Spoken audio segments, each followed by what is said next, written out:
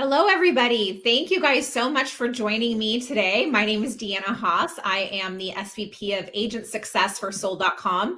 A lot of you guys are used to seeing me on these webinars, being able to introduce some really great hosts and guest speakers. So today is no different. Today I have Tausha Fournier. I was really making sure that I had that last name nailed down. And what we're going to talking about today is really conversion strategies, right? What you guys can be doing to be better at converting the leads that you are maybe already buying and receiving, maybe already have in your book of business, maybe you're thinking about buying. But there's a lot of different key things that you guys can put into play. Why does what Tausha has to say matter? Like, why should you listen to her? Why does she have a work with, I should say, the top 40 teams in the US? So how has she done that? She has had 25 years of sales experience. She has really preferred to be a realtor versus the coach. And so I think what really always makes me smile when I say something like that is that she's not just talking to you, not knowing where you've been, right? She's been in your shoes, she's walked your path, and she knows what it takes to be successful because she's done it herself. She's been a coach now with Tom Ferry for the last 8 years.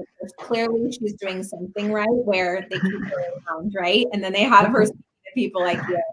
And then again, like I said, has 40, that number 40 of the top teams in the US is who she coaches. So have your notepads ready, have pen and paper ready. This call is going to be recorded so we can share it with you guys. You guys can implement it as part of your business. But Tausha, without further ado, I hand the stage over to you so you can help us understand what can people be doing to help increase their conversion.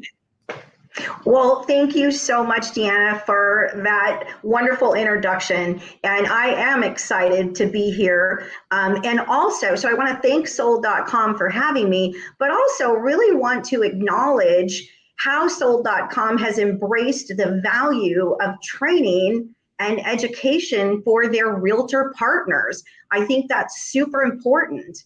And today, again, as Deanna said, I am Tausha Fournier. I am the coach with Tom Ferry, and I really like the opportunity to meet all of the agents out in the community, and I would love to connect with you on social. So if we aren't already connected, that would be a great place for us to maybe even follow up after the conversation and answer any questions you might have. So if we're not already connected, connect with me on social. I would love that opportunity. But we're going to be talking about cracking the code of conversion today. And my goal for you when you lead this conversation is you're going to review examples of what consumers really want and know how to deliver it. You're going to understand the different phases that buyers and sellers go through on their way to their move. We're going to help you hopefully adapt your psychology to help in this conversion.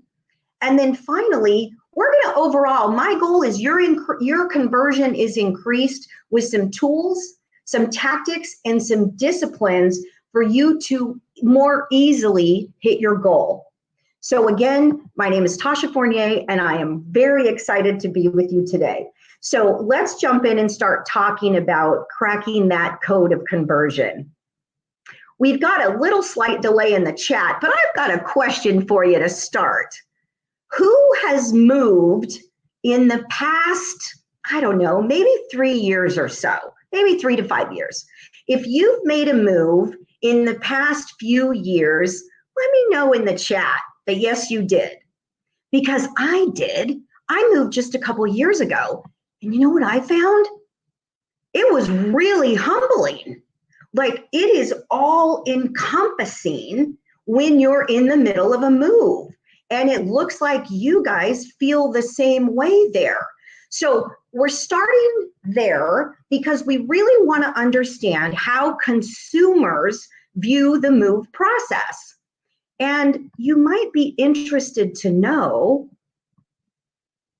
consumers talk about moving as one of the top 5 most stressful things that they're going to do in their lifetime. The top 5, my friends. We are right up there, sandwiched in between major life events like death of a loved one and divorce, or major injury or illness and job loss. We're sandwiched right in between that. That's a big deal to know. Did you know that already? But what else do consumers think about moving? Let's keep going here. 75% of consumers that have moved in the last about 2 to 3 years are unhappy with their move. 75%. And 79% believe it could be a bad time to buy. And 40% of consumers believe it's a bad time to sell. So why are we starting with all of this on how stressful it is?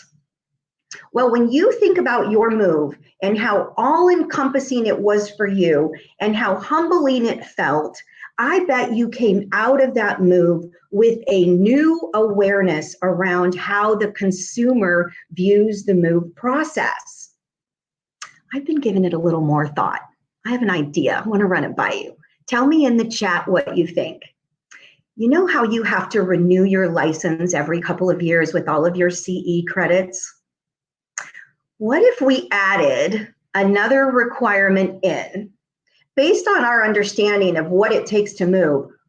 What if we added that in? And in order to renew your license, you not only had to do your contract law, your agency law, and your commissioner standards, but you had to buy a house or sell a house in order to renew your license. What do you think about that? Or as an elective, you could pack up all of your belongings, move them to another location while you're going through a full financial audit. Would that be a fun thing to add on to our requirement to renew our license? Okay, I don't think I'd ever get that passed, but I think you feel where I'm going about how important it is to really dig into how consumers feel about the move. And another thing that's important to think about is, why? Let me get back to my slides here. What exactly, where I would like us to begin and why we're looking at all of this is because we often think about leads as leads. We think about them as data points. We think about them sometimes as an interruption to our day. I don't know about anybody else, but sometimes when my phone would ring, it felt a little bit like, oh, okay, I have to take this lead, right? But I think the reason I'd like you to start adjusting your psychology there is because what I know to be true is that leads aren't just leads. Leads are actually humans. They aren't just someone that's trying to interrupt your day. They aren't simply someone who is maybe didn't even know they called you. They aren't just an annoyance. They're actual real live humans who are launching into something that they view as one of the biggest things that's going to happen in their life.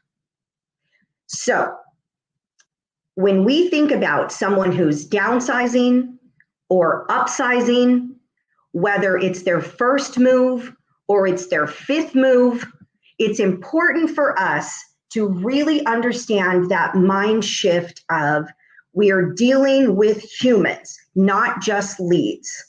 Now, what about us? Because the truth of the matter is we're humans too, aren't we? We're all humans. And we work largely in a commission-only income role. We work often 24/7, right? Sometimes it feels like our work is all encompassing. We too have great big lives outside of real estate, and we've got financial worries. Did we mention money? The money worries that come along with our profession? We work in an industry where there's commission compression. It is cyclical, sometimes volatile, and we all have huge lives going on outside of our job.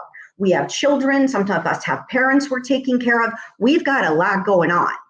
So just for review, for our starting point. We've got the consumer who rates moving as one of the top 5 most difficult things they're going to do in their adult lifetime. And then we've got real estate professionals that are juggling so many hats and working in a commission-only income vocation. And we're going to put those two together and we're going to go launch into one of the most stressful events in adult human life. What could go wrong, right? So why are we spending so much time, though, talking about all of the emotions and the fact that leads are human? Well, let's keep unpacking it to further understand that. Let's look at what are the emotions that cause all of this stress. What makes this so difficult to do? Well, the biggest emotion that we see is fear. Fear is the largest contributing emotion when consumers were polled as to what makes a move so stressful. So let's unpack a little bit about what those fears are. You probably know it. Let me know if you see others that I don't have listed, but the ones that I found in my research for this presentation, it's fear of the unknown. The buying and selling process can be very overwhelming. There's a lot of unknown every twist and turn. And sometimes the unknown can make us very, very anxious. There's fear of making a mistake. What if I buy the wrong thing? What if I go in over my budget financially? Am I going to be okay with that? What if the rate is too high? There's all those fears. There's also the fear of being taken advantage of. Our industry right now is under a spotlight with all of the litigious things that are going on, with all of the NAR updates that are happening. Our industry is in the spotlight. And I would bet that fear of being taken advantage of from the consumer is probably pretty high up there just because of the narrative. I know how hard you work and I know how trustworthy you are, but I also know that the consumer doesn't know that. So that fear of being taken advantage of creates sometimes a defense mechanism or resistance in a consumer. I love that you guys agree. Thank you so much. There's also fear of finding the right home. People might worry right now that they're trading in a 3 or 4% interest rate to go in and move into maybe a larger interest rate. And is that even going to be the right home for them? In some areas, inventory is actually quite low. And so they're going to jump into this volatile market. Is that going to be the right thing? Are they going to find the right home? And then finally, fear of the market is really, really a big reason why fear that people experience. Rates, inventory, we're in an election year. That scares people. A lot of times you'll hear people say, well, when my candidate gets in the White House, it's going to be way better and I'm going to buy then. There's a lot of fear around what it might look like. Now, that's a lot of fear. If you've got more that you can see, you let me know, but I think that encompasses quite a bit of it. So how do we level up our conversion and ultimately our service with the understanding that we have all of these fears and beliefs in the consumers that we're trying to help? How do we use this information? Because I'm not just here to make you feel bad about your job and to give you bad news. I want to show you how to turn this information into an opportunity for you to level up your skills. So how do we do that? My friends, I'd like to congratulate you because you're actually doing it right now by looking at how the consumer feels and what kinds of emotions are prior to them engaging with you. You will level up your conversion because you're practicing something that I quite frankly don't think we see enough of in real estate and sales, and that's empathy. So give yourself a pat on the back right now for being here and being in this conversation and digging into where consumers land? How do they view this process? Where are their heads? If we can understand that, we've got a much higher likelihood of making that conversion a reality. So what does empathy look like in sales? Because I would bet that everyone in attendance today, all of our audience, I would bet that you all operate in your life with great empathy. I am certain. I don't think you can do this job without it. But sometimes we don't look at the tactical places that we can employ empathy in our lead conversion. So my conversation with you is first to recognize that I know that you all have huge hearts. You couldn't do this job if you didn't. But this is where we can look at the actual tactics to employ empathy to increase our conversion. The very first understanding, empathy by definition is really putting yourself in someone else's shoes and seeing things from their perspective. So that's why I asked you to think about a time that you moved and you did it and you went into their shoes. So you employed the first step of empathy. Now, understanding someone's perspective requires perception. You cannot read the room or understand what's going on in the mind and in the emotional aspect of another person if you don't have your perception engaged. Some people kind of call it your spidey sense, right? Your sense of reading the room and getting a take on the person in front of you. I find that to be a first point to start to look at, because if we are perceptive, we can meet that client where they are. But again, we know our lives are very busy and leads come in sometimes at inopportune times. And speed to lead is important. So how can we manage that and stay perceptive? The very first part is to not pull your little red wagon of personal stresses into your lead generation time. Your lead generation time and your lead answer time needs to be very much about the other person, not about you. And if you're sidetracked or you're in your head about a deal that fell apart, or the coffee that you spilled on the way to the office, or your son or daughter forgot their backpack, and you're stressed about that, and you go in and answer the lead, or you go to return a call of a lead, you might not be in your most perceptive position. So perception requires us to be very present. We have a rule in our house, and it's a reminder that we share with each other.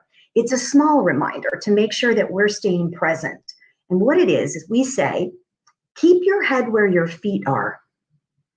If you are not in your most perceptive mindset, look down at your feet. Where are you? Well, I'm here about to pick up the phone and contact a lead. In that way, when you keep your head where your feet are, you're going to be very perceptive.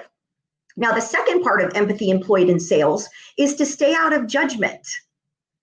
Has anybody ever crossed the line with a client where you went from qualifying or assessing that lead all the way over into judgment? I know I have. Here's what it looks like. I'm not judging them as a human. I'm judging them as a qualified lead.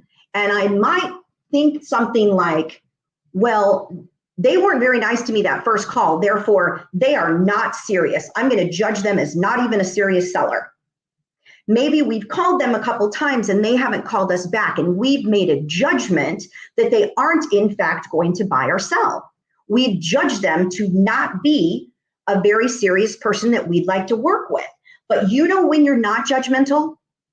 When you're staying curious. Curiosity and judgment do not mix. So if you stay in curiosity mode, you will be more likely to stay out of judgment. The third place where we can employ empathy in sales is in recognizing the emotions of others. Listening and observing.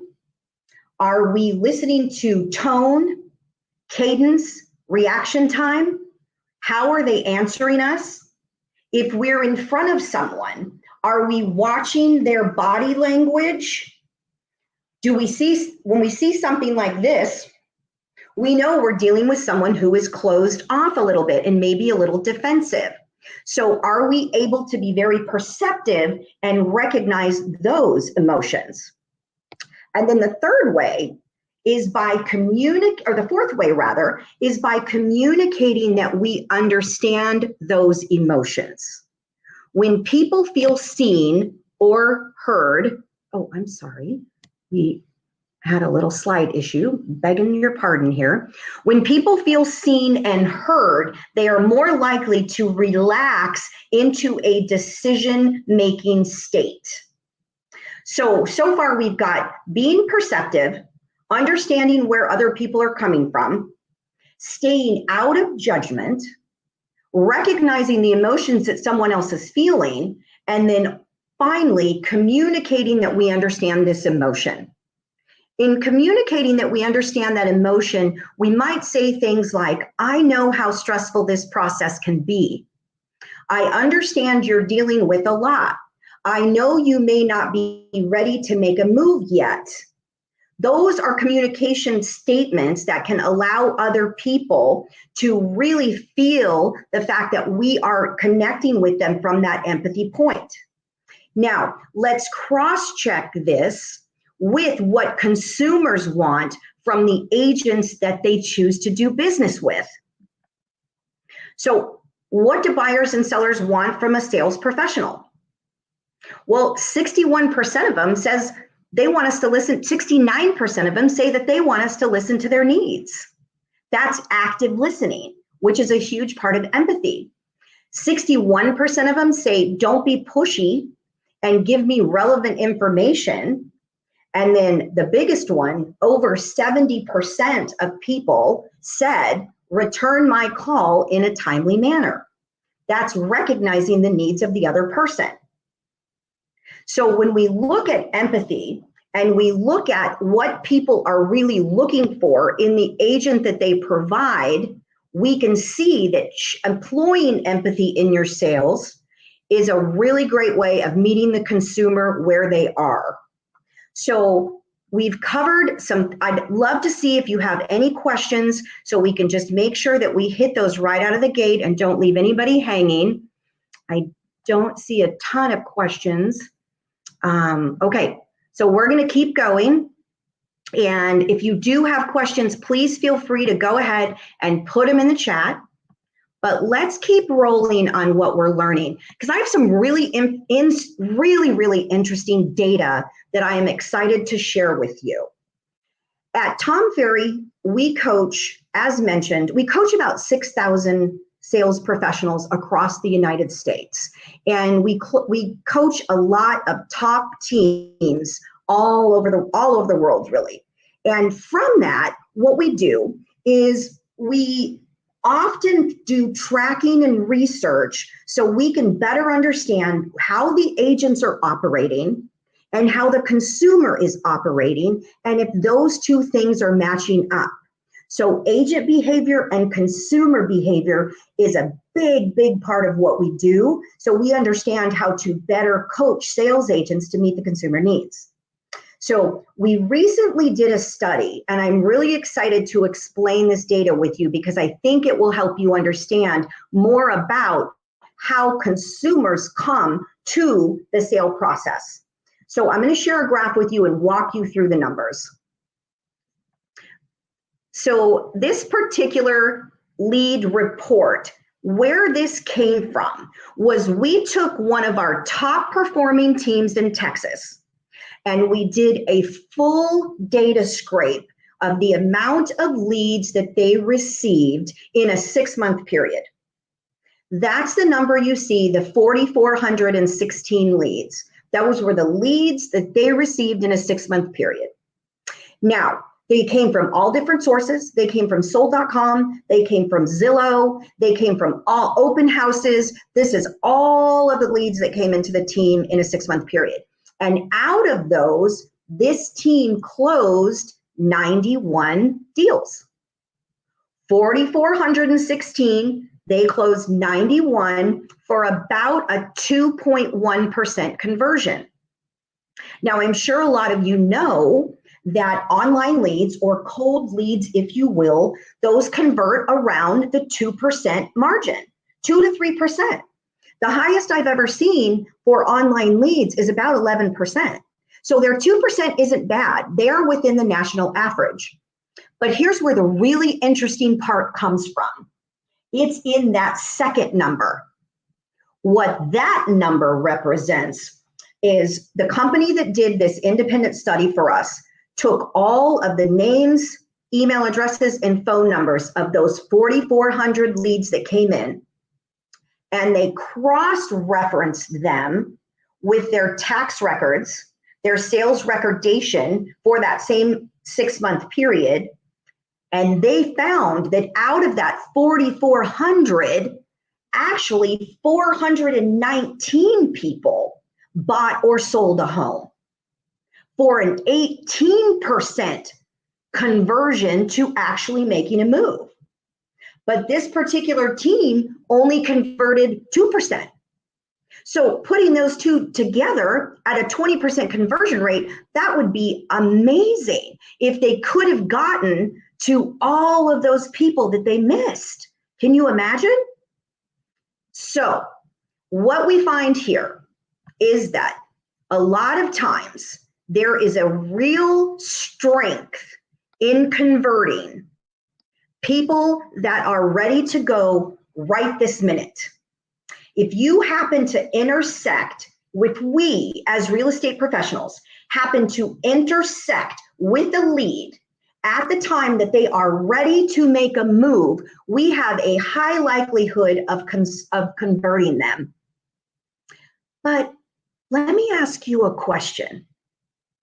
For those of you that said, yes, I've moved in the past couple of years, did you wake up in the middle of the night out of a dead sleep and say, we're going to move, let's get a truck today? I didn't. It took me a long time, and I'm a trained professional.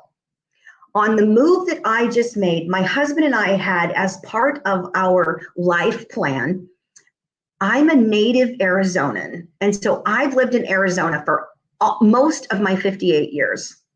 And I don't know if you know anything about Arizona, but it is hot in the summer, really hot. So as a part of our life plan, my husband and I had always wanted to purchase a property somewhere cool where we could escape the Phoenix summers. So we kind of went into this knowing we were going to move at some point. But from the time that I looked at my husband and said, hey, is it time to hatch that plan, to the time that we actually moved, it was a 9-month period. 9 months from me as a trained professional, from the time that I went from should we move to the time that we actually did in fact move. Now, the other thing that we know is this matches some, oh, I'm sorry, my slides have a mind of their own. This matches the sold.com data, because sold.com's data scrape says the average conversion timeline for these top of funnel leads that sold.com is providing for us is around 9 months. We also know that 41% of consumers that engaged by sold.com's concierge team, they listed their home within 1 year. That's right in line with some of the data that we're seeing. And look at that last number, because holy moly, 78% of consumers that interacted with sold.com listed their home within 3 years. Those are some pretty interesting numbers. And what this tells us, for me, what this tells us is that everyone is not necessarily in ready mode. Would you agree?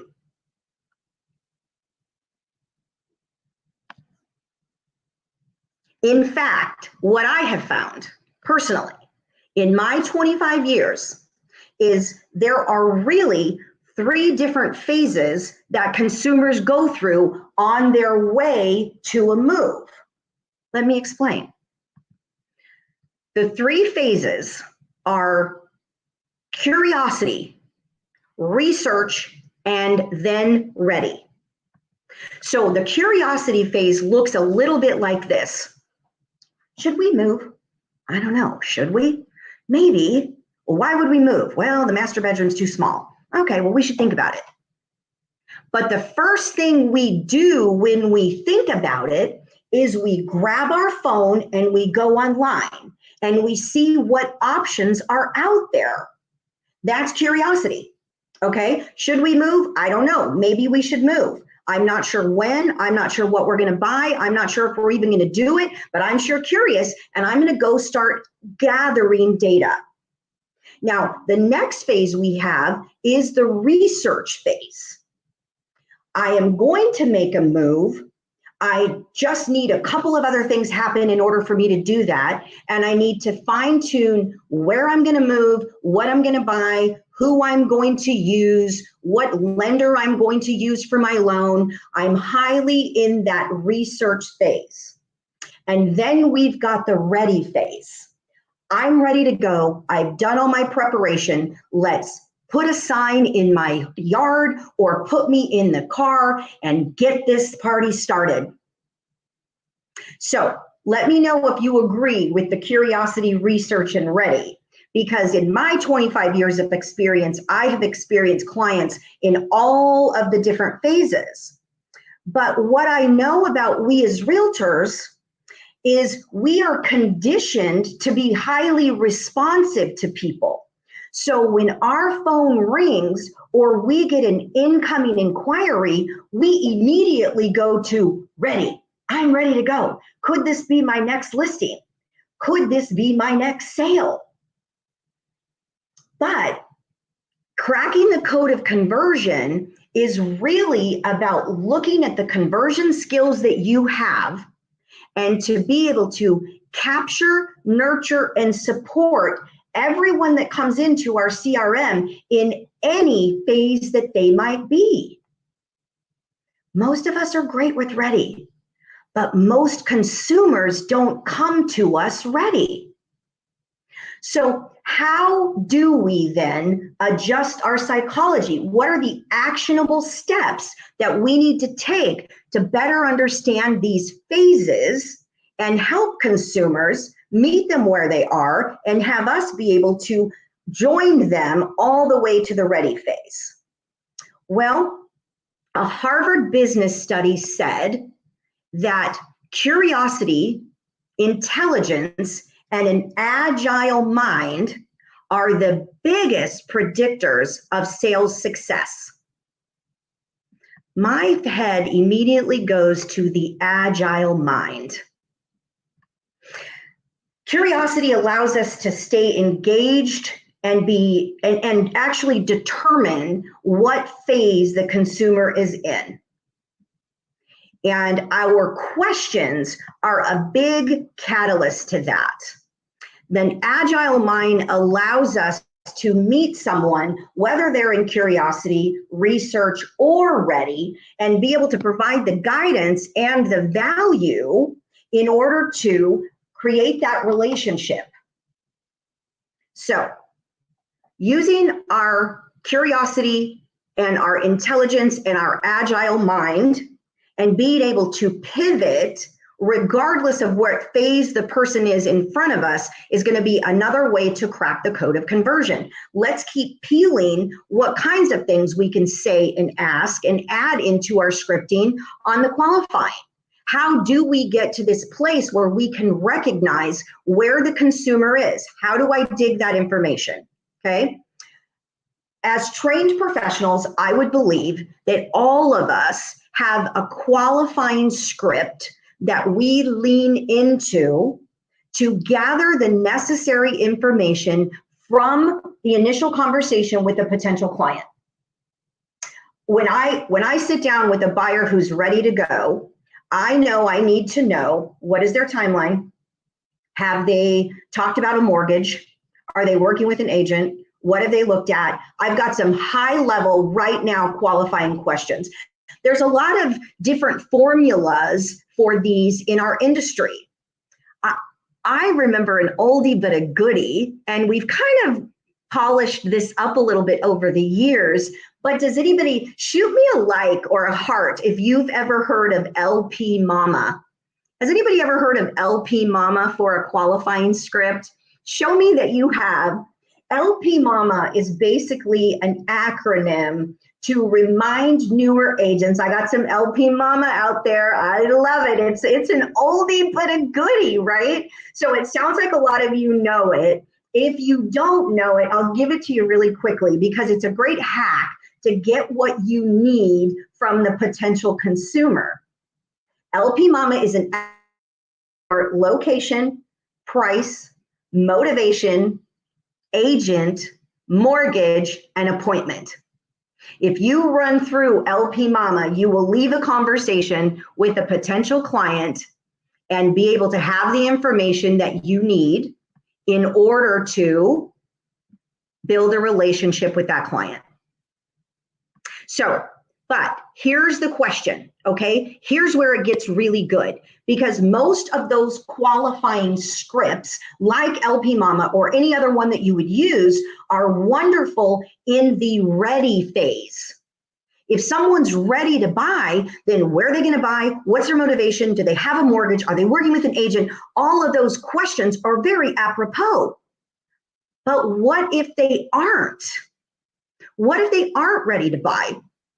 Can we be agile enough to pattern interrupt our normal qualifying conversation and drop into a place where we build rapport rather than go immediately to the jugular for a close? Building rapport is a really big part of our job. And my friends, we are in the opportunity business. That's why you partner with amazing companies like sold.com, because you as professionals understand that we need opportunities. In my coaching practice, I teach conversations equal opportunities. Opportunities equal relationships, and relationships ultimately equal closings. So we're all about the opportunities. So we sign up with sold.com and we're like, send me the opportunities. I really want these. And in my salesperson's brain, right? Because as mentioned, I love being a coach and I love being a realtor. But where my heart really beats is around sales because I find it fascinating. So a name, an address, an email address, and a phone number, to me, all represent an opportunity. And I'm in the opportunity business. So what are my acceptable outcomes for each of those opportunities? Here's what I mean. When I get an email, when I get an opportunity, when I get a lead, I'm going to look at that and say, what are my acceptable outcomes when I go to make this phone call? Okay, what am I going to be happy with in the end? And this is a great place to readjust whether you're meeting the consumer where they are or not. I personally recommend 3 possible outcomes. The first possible outcome is we're going to do business together right now. You're ready, I'm ready, let's go. Okay, outcome number 1, the most ideal, of course. Outcome number 2, you are not ready, but I am going to nurture you and deliver value and build that relationship until you do business with me. That's number 2. Number 3, maybe my opportunity is simply to build rapport and thaw this lead into a possible relationship so I can move them into my nurture and ultimately do business with them. We could probably have add a fourth, just realistically, because I am not of the psychology that every lead that comes in is going to fit into one of those 3.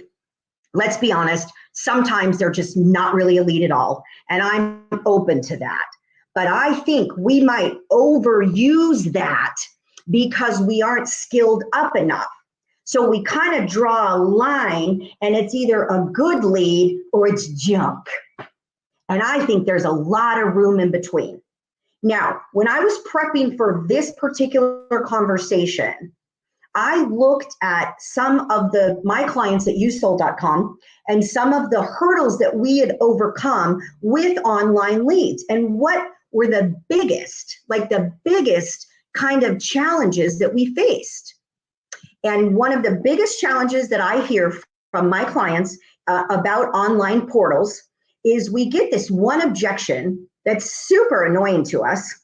You probably already know it, but we call the person back of the incoming lead and they say something like, I don't even know how you got my number. Why are you calling me?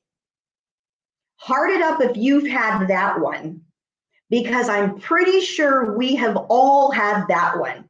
We think we've got a lead, we rush over to do our speed to lead, and we call them back and they say, I don't know where you got my number. I don't even know why you're calling me. And they're not super nice about it, right?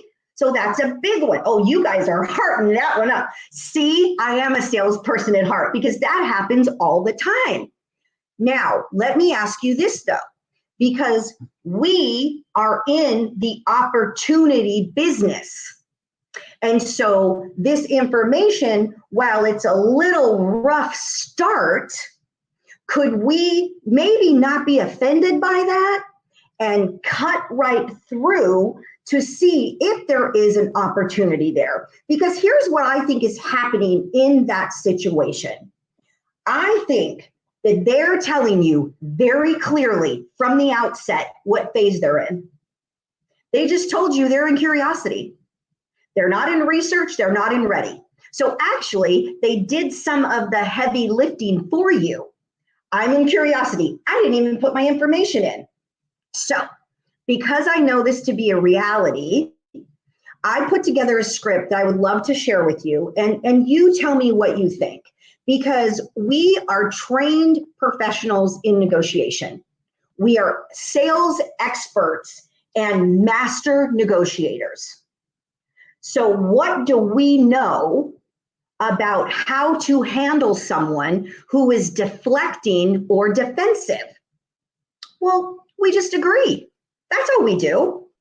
And we don't need to world manage whether they're telling the truth or they're lying. We're not in the world management business. We're in the opportunity business. So we call someone and they push back a little bit.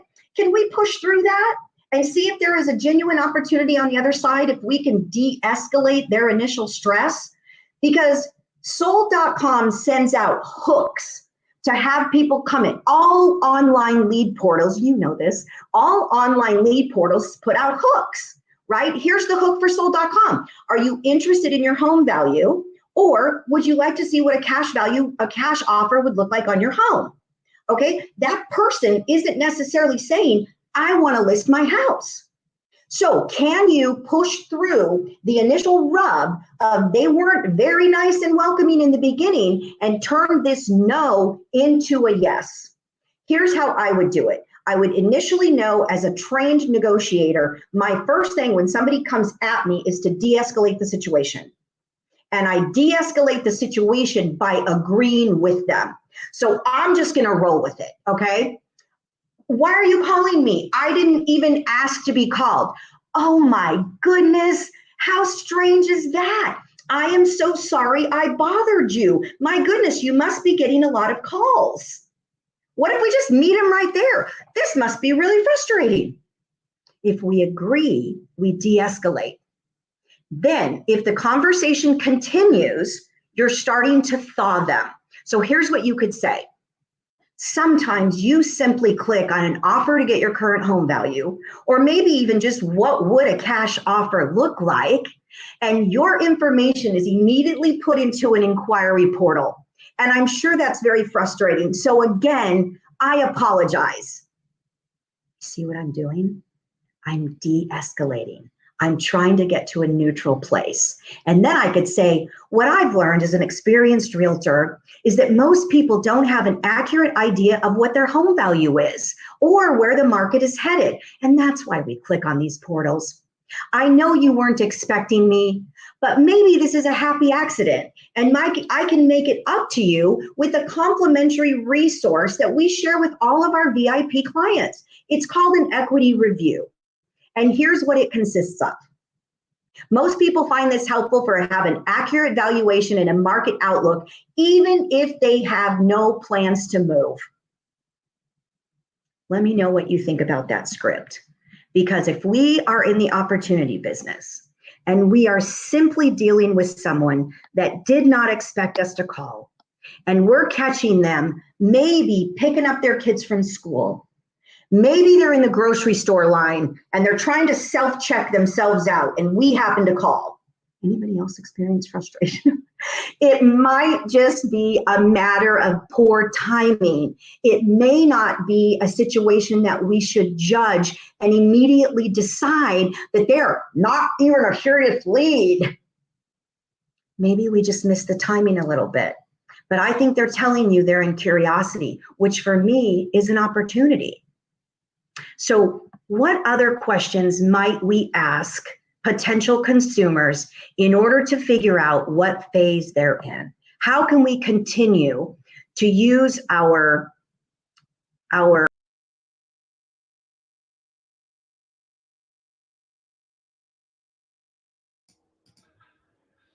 Hey guys, Tasha had this issue a little bit earlier. She's working remotely, so she is gonna, it took her about a minute to get logged back on the first time. So just wanted you guys to know it wasn't an issue that wasn't going to be resolved. So what I want to talk about is you guys are all, I'll fluff a little bit while she's coming back on. Oh, never mind, Tasha, you came back quick. I was about to get into my fluffing stage. So well, thank you so much. I appreciate that. We had just a small little blurb, but let's do this. I'll finish up this thought and then we'll circle back to you and make sure that everybody kind of understands where we are. So sorry about that, folks. Here's what I want to give you. I want to give you some additional questions that you can have in your toolbox in order to continue to be curious about where people are. Okay, so some of the questions we could be asking is, where are you living now? How long have you lived there? What do you love about where you're living now? These are rapport building questions that we can really dive farther in and understand where the human on the other side of the phone or the internet is, and we can be more useful to them. And once we are able to understand where they are, and we have some nuggets on what they're looking for or what their timeline is, we will be able to become a lot more useful to them in building that relationship. But here's a coaching nugget for you, okay? Here's a coaching nugget. Once you've gotten all this information and you've done such a great job of making sure that you understand where they are, you're going to want to take really good notes in your CRM of choice to make sure that you put all of this gold to use and we actually are able to follow up. Because follow up, as we know it, my friends, in terms of real estate professionals, our follow-up is not necessarily amazing. In fact, take a look here at some additional stats. Tell me where you land on this chart, because 48% of salespeople never make a follow-up phone call. They never follow up. 48% of us. 25% of us make a second contact and then we stop. 12% of salespeople will make 3 contacts and then stop. And 10% of us will make more than 3 contacts. But let's briefly contrast that with all the information we saw from sold.com and from the statistics that I shared with you. How does the consumer actually show up? 2% of sales are made on the first contact. 3% of sales are made on the second, 5 on the third, 10 on the fourth. But my friends, 80% of consumers convert on the 5th to 12th contact. Play a game with me. Keep your eye on that 80%, okay? 80% of consumers convert on the 5th to 12th contact. But how do we show up? Well, how we show up is 10% of us, oops, there we go. That's the number you're looking for, 80%, 10% of us. 80% of consumers convert on the 5th to 12th contact, 2% convert on the first, but our habits are half of us never even make a follow-up call. We often judge the call, maybe prematurely. We sometimes literally work our way out of the connection rather than work our way into the connection. So I would be curious at where you land. Let me know in the chat where you land on this follow-up, because this is a key element in your conversion. You cannot convert people who aren't ready to make a move without that follow-up. And a lot of us make the mistake of not prioritizing our nurture and follow-up in our weekly schedule. As mentioned, we are in the opportunity business. Those opportunities require understanding, empathy, and nurture.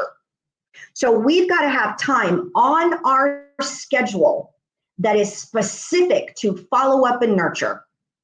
And what I find is a lot of us intend to, we mean to follow up, but we get into our lead gen time, we get a hot one, and we go run and take care of that hot lead. So what I would recommend as a coach, I would recommend you not only have lead generation time, but you also have specific follow-up only, where you are nurturing and you are moving people along through the processes, because all of the statistics and all of the reports that we have looked at today have shown us not all consumers are ready when they reach out to us. And if we can employ empathy and we can be very curious and understand how fearful they are about coming to this process, what kinds of emotions they're having about it, and then what are their habits and their processes, we will ultimately increase our conversion from those skills. So being in the lead generation business, partnering with people, with wonderful companies like sold.com, and really digging into our skill set and our behavior, understanding how consumers react is the code to improving your conversion. So I believe, Deanna, in addition to pouring into us with these trainings, you also have some other information that sold.com is offering our participants today. Yes. And before I get to that, we'll talk offline, but you're hired if you want a job with us, because clearly everything that you said, I was like, yes, like it was just so in line with what we try to always tell our agents. I myself have been in the lead generation space for probably 15 years now at some of the biggest lead generation companies out there. And I've seen a lot of people have a ton of success, and I've seen people that have not. Very rarely is it because of the lead, right? Most times the lead is a lead, especially on the seller side. No one's going to run a more magical ad of find out what your house is worth than another person. But it really has come down to, what are you doing to get this lead? And also, what's your definition of a lead, right? We have people to speak to that are like, wait a second, I thought you guys were only going to be sending me people who are looking to sell right now. And to be honest, our kind of laughable comment back is, if that was the case, if all of the leads that we got were people who are ready to sell instantaneously, we'd start a brokerage and start working them ourselves. It'd be a much more fruitful business. But there were so many things. I took notes on what you said, like empathy in sales, I think is something that's not spoken about enough, or even in a lot of cases at all. Yourself in people's shoes will really help you speak to people more effectively. And that's that's a life lesson, not even just a sales lesson, right? Like, yes. If you call somebody back, and again, we all want the paycheck, right? But sometimes that desire for the paycheck, for that end result, really can blind our approach into how we talk to people. And so, that example that you gave is so perfect, because every single person on this call is in our network. And I know every single person on this call has heard I don't know how you got my information. And so this call is recorded. Everybody should go back and write down verbatim what Tausha said. That is what you need to say in those conversations, is understand that people don't wake up and go, bing, I'm going to sell my house today. And most they are in financial distress, that really doesn't happen. People are thinking, okay, wow, all these kids are graduating. My kid's going to graduate next year. Do we need this big of a house anymore when Joe graduates next year? Probably not. Right. And now they think like, I wonder what we could get for this house. So now they go online, request an inquiry. You guys are totally misaligned when you get those inquiries, right? They're at the stage of, I wonder what I could get for this house. You're at the stage of, I want to sell your house so I can make some money. And Right. so it's really understanding like, what are they saying? Where are they in that process, and meeting them there, and understanding like, if you do keep that follow-up, those people will convert. It's just a matter of, are they going to convert with you? That's Right. really what the magical kind of question comes down to. And so I have a couple slides just to kind of, even just as a refresher for the sold.com world. So bear with me 1 second. I'm going to bring up my slides. So I think what's always helpful, because again, you guys are all in our network already, but some of you guys have been in our network for maybe a couple of years. We've been around since 2018. So maybe it's been a while since you've had any sort of refresher. What type of lead does sold.com get? What type of ad? So 2 are the most prominent type that we have. Get a free home valuation and get a cash offer on your home. And so like Tausha said, most of those people are super top of funnel. They're still in the discovery phase. Sometimes you get lucky, and I wish for that luck for every single person, to where that person's instantly ready to go. But I would rather under promise and over deliver, and tell you that these people are looking to find out what their house is worth, and they will tell you that's it. And they'll put up that wall and say, no, I'm not looking to sell. And you have to have like a translator in your head that's like, okay, it's not really that they're not looking to sell. It's that they're not looking to sell right now. So don't detract this, right? With our internal teams, I compare dating a lot. If I was looking to date and my purpose of dating was to marry, I can't go over there on my first date, sit down with them and be like, so what's your marriage plan? Very few people are going to be like, oh, I'm looking to marry right now too. Most people are going to be like, whoa, stage 5 clinger. This woman is looking for too much, too fast. And you could be the best partner, best match. They're not even willing to hear you anymore. You scared them off. The second type of ad that we run is get a cash offer on your home. Realistically, that is the highest converting ad that we have, because those people tend to be a little bit further down funnel than finding out what their house is worth, because they're interested in understanding what they could get for their property. Now, as you guys as agents should be equipped with partners. A lot of you guys, depending upon where you live, may have different partnerships that you can work with.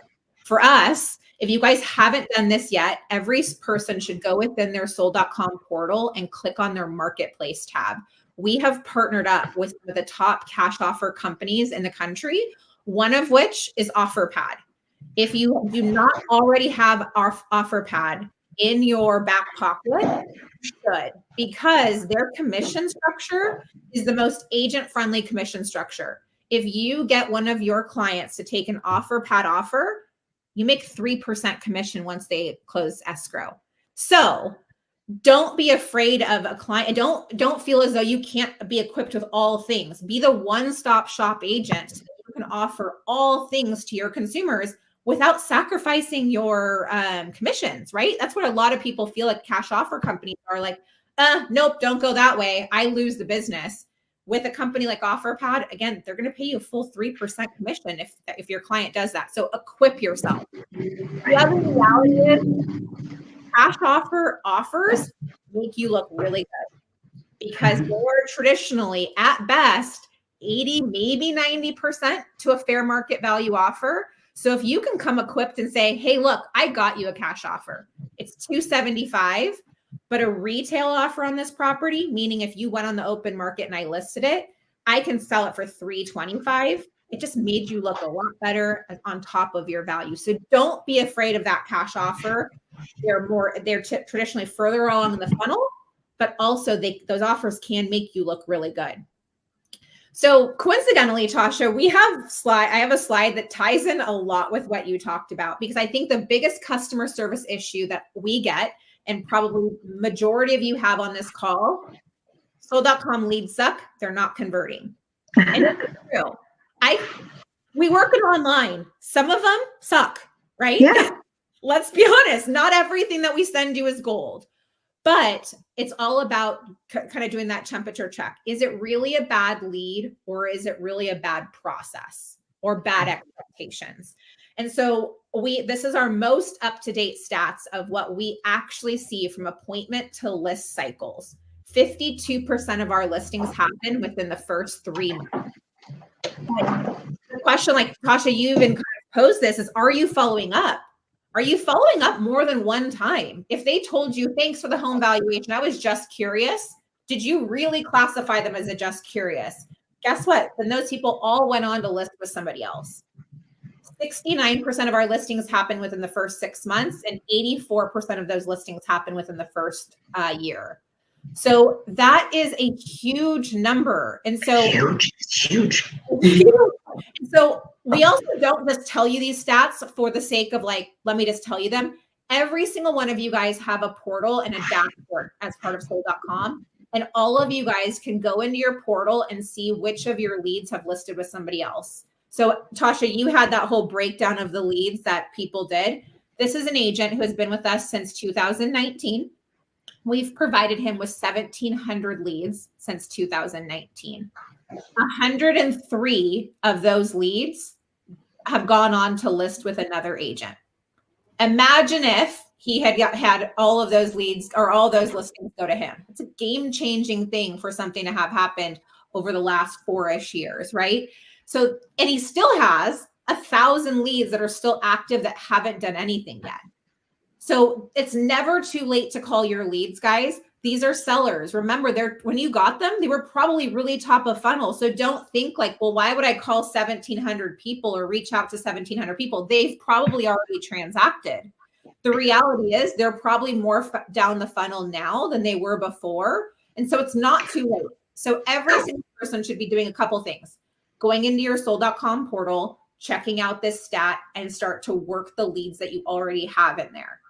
Questions and things I'm getting as individual chats to me are, well, I don't have leads. So how do I solve for that? And so that is my next slide. How do I get more leads?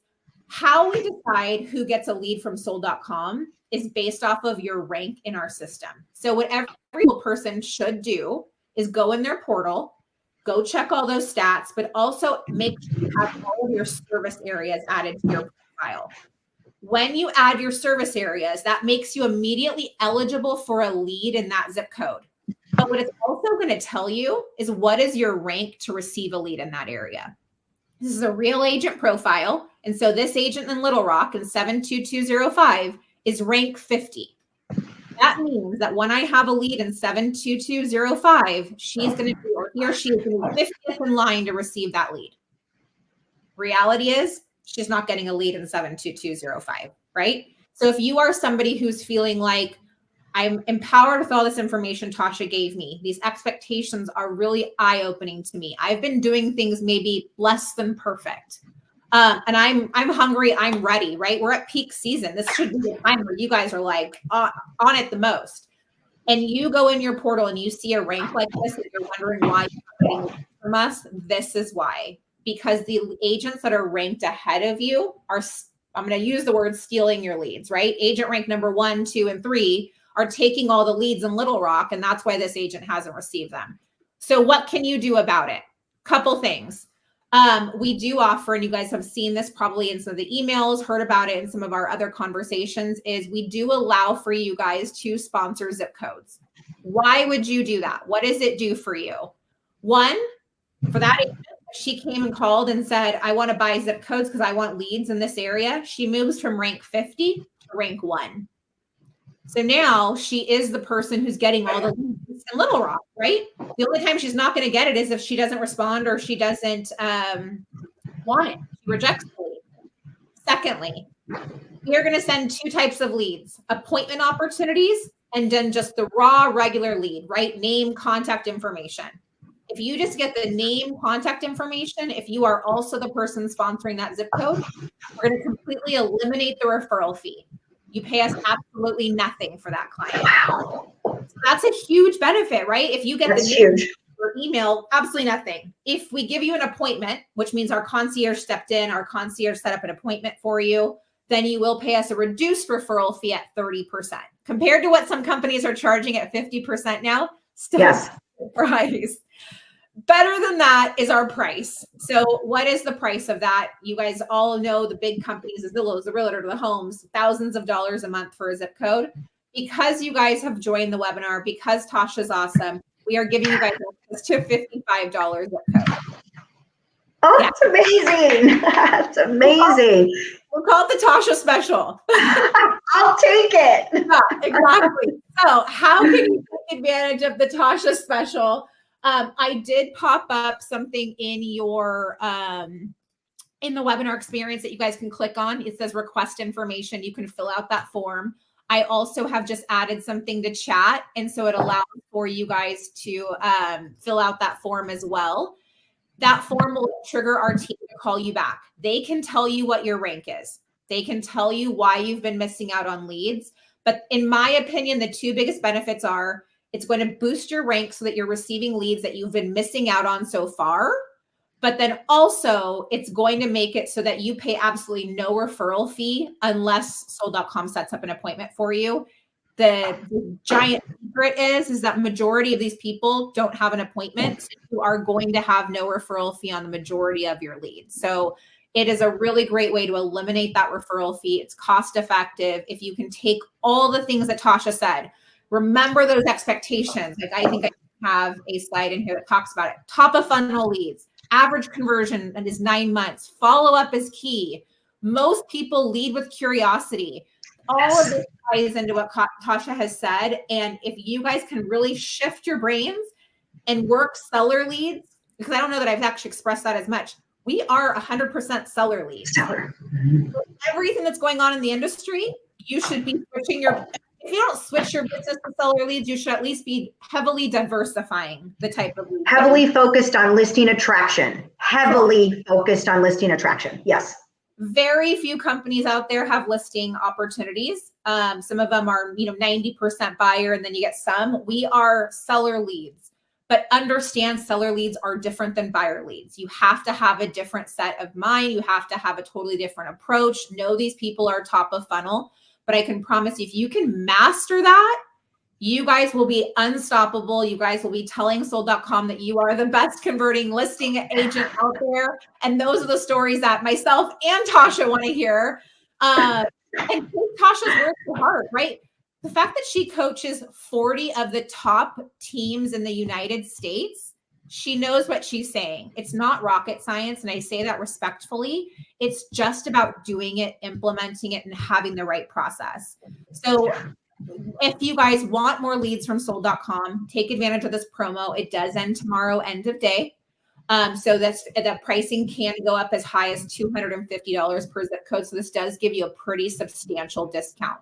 So if you guys have questions, feel free to reach out. We are always here to help. Tausha, I feel like this was one of our best webinars, if I've been honest, because it tied in so well with what our program does. And I think that's really what I've been trying to get across is, do some of sold.com's leads suck? Yes. Sure. But the majority of them we're just treating incorrectly or have improper expectations of working them. So as you guys are taking a whole new, hopefully, glance at what you're doing with your sold.com leads, go back to your lead portal, go work those old folks. They don't remember you if you called them a couple months ago anyway. That's the good and the bad of your business, right? And remember the statistics on how agents follow up. Nobody is following up with them. So don't worry. Just go back and you're probably going to get them right on time. Totally. Don't be afraid.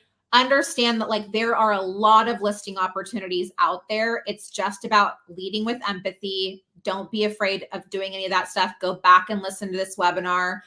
We are here to help you because we want to see you successful. So Tausha, I know we went over. I appreciate everybody who stayed on. Thank you so much for your time. Like I said, this was a really, really great webinar. It tied in so well with the offering of sold.com. And we will be sending out this recording so everybody can wake up and listen to it every single morning as part of their business. Again, and then for anybody who's looking to take advantage of the promo with soul.com, again, you can click the pop-out link that I gave. I just added it to chat as well, or you can scan the QR code if you are on a desktop or a laptop computer. And if I can be of any help to anyone, if I can be of any help to you, please, the best way to reach me is on social. And I'm on Instagram the most. So just find me at Tausha Fournier, shoot me a DM, we'll connect. And if I can help you convert more or see things a little bit differently to increase your conversion, I would love nothing more than that. Thank you so much for having me. I'm very passionate about this, and I love any opportunity to talk about it. So thank you so much. Definitely. Yeah. Take Tausha up on that, because sometimes it's just the guidance and the coaching, right? The training wheels to just get you where you need to be so you can ride that bike on your own eventually. Thank you again, Tausha. Thank you, everybody else, for joining the call today. I wish everybody a really great week, and I look forward to seeing you on our next webinar. Thank you so much. Bye-bye, everybody. Bye.